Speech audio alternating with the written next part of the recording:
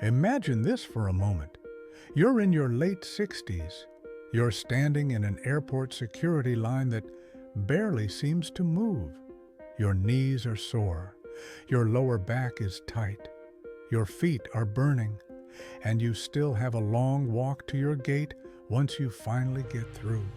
You watch younger travelers speed past you without a problem. And in the back of your mind, you start wondering how much longer you'll be able to travel like this. Visiting family, taking vacations, seeing new places. It's starting to feel harder every year.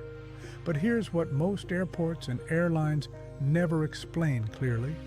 There is a completely free service that can remove most of this stress. It can help you skip long lines, reduce walking, save your energy, and get to your gate feeling calm instead of exhausted. It's called Airport Wheelchair Assistance, and airlines quietly hope you never learn how powerful it really is. In the next few minutes, I'm going to share 8 important truths about wheelchair services that most travelers over 60 are never told. Some of these tips can help you on your very next flight, and one of them could prevent you from missing a connection entirely. Make sure you stay until number 3, because that one completely changed how I travel. Whether you have mobility issues or simply want to protect your energy, wheelchair assistance is your legal right. But there's something most people don't realize. You need to know how to ask for it, when to request it, and what to say to get the best service. My name is Liam, and after decades of traveling through airports and learning airline systems, I'm going to show you what most companies never explain. Let's begin. Most people believe wheelchair assistance is only for travelers who cannot walk at all. That's exactly what airlines want you to think, because fewer requests mean fewer staff and lower costs. But here is the truth. Under federal law, airlines must provide wheelchair assistance to any passenger who asks for it. You do not need a visible disability. You do not need a permanent condition. You do not need medical paperwork. If you feel that walking long distances is difficult, painful, or exhausting, that is enough. Some valid reasons include arthritis, joint pain, recent surgery, balance problems, shortness of breath, fatigue, anxiety in large terminals, swelling in legs, general weakness, or simply wanting to save your energy. All of these qualify, and airlines are not allowed to interrogate you about your health. They cannot demand proof. They cannot ask for doctor's notes. Some staff may try to question you, but the law is on your side. When booking your ticket or checking in online, look for special assistance or mobility services. It's usually hidden in menus, not by accident. Every request costs the airline money, but remember, you paid for your ticket. This is part of the service. You are not being difficult. You are using your rights. Now here's something most people don't know. There are actually 3 levels of wheelchair assistance, and choosing the wrong one can leave you doing far more walking than necessary. Level 1, gate to gate. This is the most common option. You are taken by wheelchair from check-in through security and to your gate. At connections, you're taken between gates. At arrival, you're taken to baggage claim. You still walk short distances, like from the chair to your seat, but you avoid long terminal walks. For most seniors, this is perfect. Level 2, ramp service.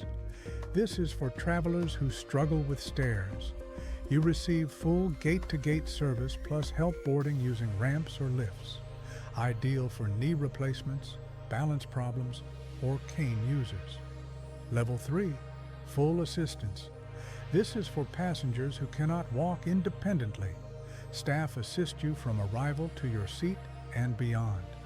When calling your airline, be specific. Say, I'd like to request gate-to-gate wheelchair assistance. Or, I need ramp service. Do not be vague. Clarity gets results.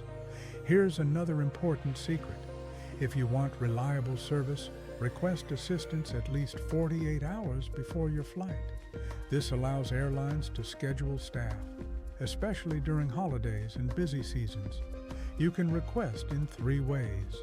Call the airline directly, add it during online check-in, request at the airport counter.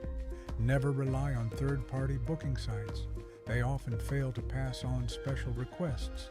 Now the loophole. Even if you forgot to request in advance, you can still get help. Go to the gate agent and say, I need wheelchair assistance for boarding and connections. They must help you. It may take a few minutes, but they cannot refuse. Here's where it gets interesting. Wheelchair passengers are escorted to the front of security lines? Yes, the front. Even without TSA pre-check. Your attendant takes you directly to screening. TSA opens a priority lane. You skip most of the wait. Instead of 40 minutes, you may wait 5. If you combine pre-check with wheelchair service, it's even faster. You get the smoothest security experience possible, and it costs nothing extra. Now let me share a phrase that changes everything. This one works like magic. Say, I have a tight connection and need wheelchair assistance. Those words trigger priority handling. Why? Because missed connections cost airlines money, rebookings, hotels, complaints. They want to avoid that. So when you say tight connection, they act faster. Use it at check-in, at the gate. During connections, on the phone, it works everywhere. Now here's something surprising. International wheelchair service is often better than domestic. In many countries, assistance continues through immigration customs, baggage claim, ground transport. Some airports even have special lounges. When booking, say, I need wheelchair assistance through customs and immigration. Confirm it before departure. Stay seated after landing until your attendant arrives. If you leave early, you lose them. European airports especially provide excellent service due to stronger disability laws. If you're traveling overseas, this service can save your entire first day. Here's another little-known benefit. You can request the same attendant again.